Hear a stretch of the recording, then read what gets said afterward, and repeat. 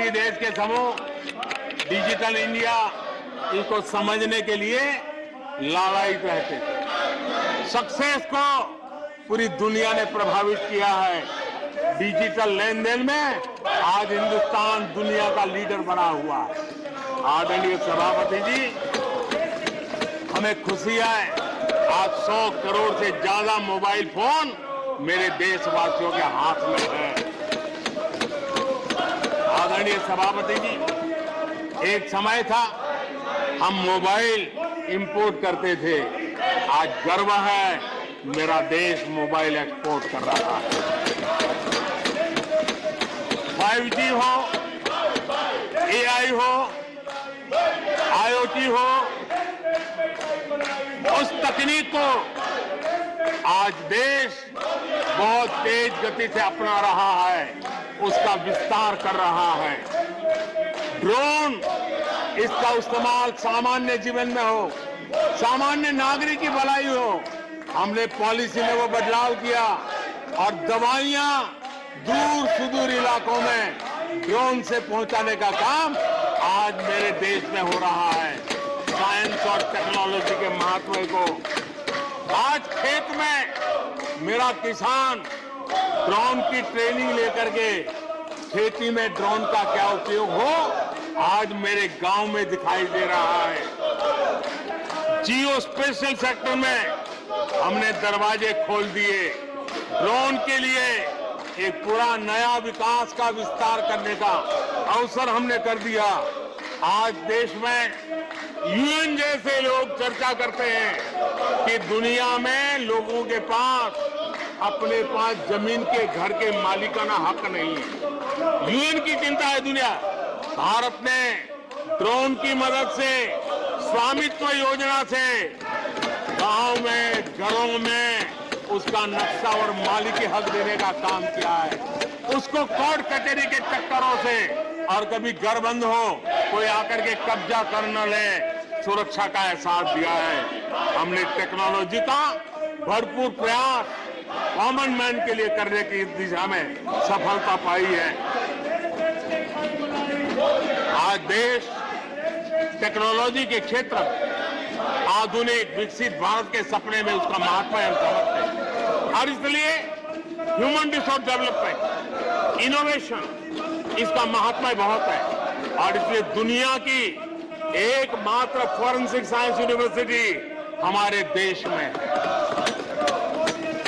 हमने गति शक्ति यूनिवर्सिटी बना करके इंफ्रास्ट्रक्चर की दुनिया में एक नई पहल की है।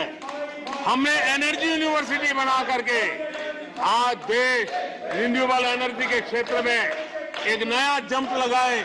अभी से हमारे नौजवान तैयार हो, उस दिशा में हम कर रहे हैं।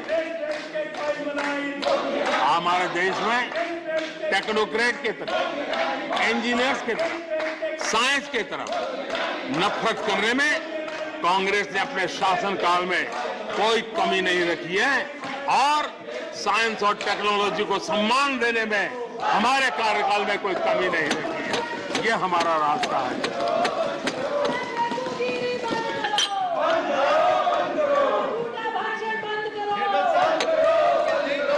आदरणीय सभापति जी, यहाँ रोजगार की भी चर्चा हुई। मैं हैरान हूं कि जो अपने आप को सबसे लंबे समय तक सार्वजनिक जीवन का दावा करते हैं, इनको ये मालूम नहीं है कि नौकरी और रोजगार में फर्क होता है। जिनको नौकरी और रोजगार का फर्क समझ नहीं है, वो हमें उपदेश दे रहे हैं। आदरणीय सभापति जी, नए नए नैरेटिव गढ़ने के लिए आधी अधूरी चीजों को पकड़ करके झूठ फैलाने के प्रयास हो रहे हैं। बीते 9 वर्ष में अर्थव्यवस्थाओं का जो विस्तार हुआ है, नए सेक्टर्स में रोजगार की नई संभावनाएं बनी। आज ग्रीन इकोनॉमी में देश जिस प्रकार से आगे बढ़ रहा है, उसने ग्रीन जॉब की बहुत बड़ी संभावनाएं धरती पर उतार करके दिखाई है और अधिक संभावनाएं बनी हुई है। डिजिटल इंडिया के विस्तार से डिजिटल इकोनॉमी, उसका भी एक नया क्षेत्र। आज सर्विस सेक्टर में डिजिटल इंडिया एक नई बुलंदी पर है। 5 लाख कॉमन सर्विस सेंटर, गांव के अंदर एक एक कॉमन सर्विस सेंटर में 2-2, 5-5 लोग रोजी रोटी कमाते हैं। और दूर सुदूर जंगलों के छोटे छोटे गांव में भी कॉमन सर्विस सेंटर में आज हमारे देश की आवश्यक सेवाएं गांव के लोगों को एक बटन पर उपलब्ध हो, ये व्यवस्था हुई है। डिजिटल इकोनॉमी ने अनेक नए रोजगार की संभावनाएं पैदा की। आदरणीय सभापति जी, 90,000 रजिस्टर्ड स्टार्टअप, इसने भी रोजगार के नए द्वार खोले हैं। अप्रैल से नवंबर 2022 के दौरान ईपीएफओ पेरोल में 1 करोड़ से अधिक लोग जोड़े गए हैं। 1 करोड़ से अधिक लोग। आदरणीय सभापति जी, आत्मनिर्भर भारत रोजगार योजना, इसके जरिए 60 लाख से अधिक नए कर्मचारियों का लाभ हुआ है।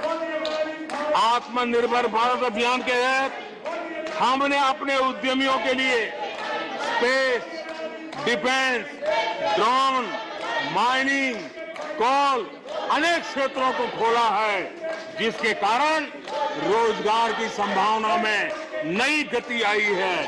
और देखिए, हमारे नौजवानों ने इन सारे कदमों का आगे आकर के अवसर लिया, उठाया है, उसका फायदा। आदरणीय सभापति जी, रक्षा के क्षेत्र में यह देश आत्मनिर्भर बने, ये देश के लिए बहुत आवश्यक है। मुझे खुशी है कि रक्षा के क्षेत्र आत्मनिर्भरता का मिशन लेके हम चले। आज 350 से ज्यादा निजी कंपनियां रक्षा के क्षेत्र में आई है और करीब 1 लाख करोड़ रुपए का एक्सपोर्ट रक्षा के क्षेत्र में मेरा देश कर रहा है। और अभूतपूर्व रोजगार इस क्षेत्र में भी पैदा हुए हैं। आदरणीय सभापति जी, रिटेल से लेकर के टूरिज्म तक हर सेक्टर का विस्तार हुआ है। खादी और ग्रामोद्योग, महात्मा गांधी के साथ जो व्यवस्था जुड़ी हुई है, खादी ग्रामोद्योग को भी डुबो दिया था। आजादी के बाद सर्वाधिक खादी ग्रामोद्योग के रिकॉर्ड तोड़ने का काम हमारे कालखंड में हुआ है। आदरणीय सभापति जी, इंफ्रास्ट्रक्चर में हो रहा रिकॉर्ड निवेश, चाहे रेल का काम होता हो, रोड का काम होता हो, पोर्ट का काम होता हो, एयरपोर्ट का काम होता हो, प्रधानमंत्री ग्राम सड़क योजनाएं बनती हो, ये सारे इंफ्रास्ट्रक्चर के